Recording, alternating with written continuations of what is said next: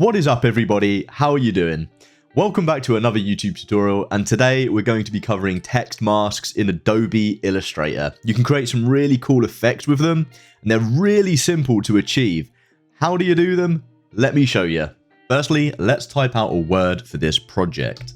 Once you've typed your word out, you're going to want to outline the text, either by pressing Shift Command or Control if you're using PC and O, or by going to the top menu, selecting Type, and then Create Outlines. Control O. Once your text is outlined, go to the top menu again, select Object, Compound Path, and then Make. Now you're going to want to fill this with a color again just so you can see it. That is the most complicated part of this over.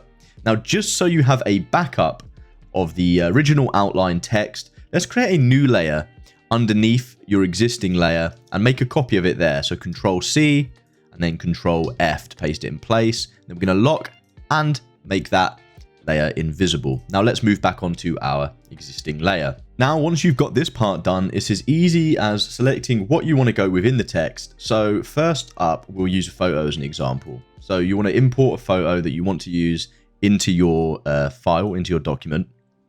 And then you're going to want to send the photo behind the text. And you can do this by pressing Control, Shift, and then left bracket.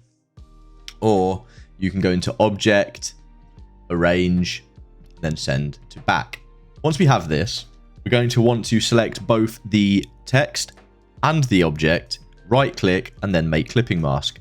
As you can see, the image is quite large. It's clipped the image inside the text. If I move that around, you can see it stays there. Now, if you want to edit the position, which in this case we definitely do, just double click on the text.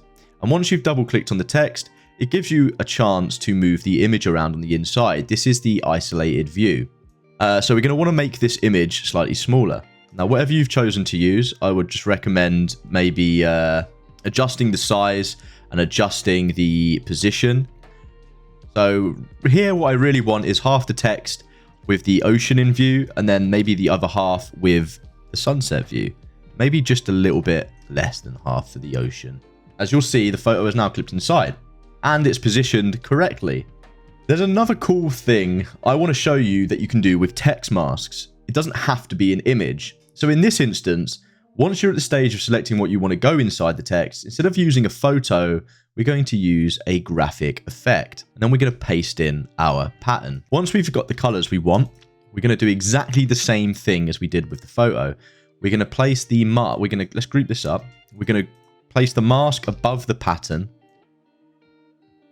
Select both, right click, make clipping mask. Now, as you can see, the pattern sits inside of the mask. There's no outline to the mask, and the background is completely clear. The only sections you can select here are where the patterns are. Now, we want to adjust the pattern slightly. We want to make it a little bit bigger because it wasn't sitting fully within the text. And maybe just make it something like that. There you have it. Now, there's a reason we did save a copy of the original text on a lower layer. Now, in case you don't want the background to be clear, in case you want to make it have a solid background, this is something you can do too. Now, we're just going to make this lower layer visible again. And this time, we're going to select both the mask and the other mask. And then we're just going to align them so that they are sat one behind the other in the perfectly synced. Now, we're going to want to select that lower layer. And then we can change the color to whatever we want. Like right here, you can see it's now got a black background. You can make that yellow. Just any color you want. And it just helps it stand out a little bit, especially if your pattern that you've used does have a lot of clear space. Adding patterns to your text is a great way of just adding some extra depth to the type in your design work. Pretty cool, right? I told you at the start of this video that these things are super easy to achieve, and I meant it. I hope you found it easy to follow along. Well, that brings this tutorial to a close. If you have any questions, please feel free to pop them down in the comments, as I'm always happy to answer. If you did find value in this video, I'd really appreciate it if you could take the time to like and subscribe to the channel. Until next time, guys, stay creative.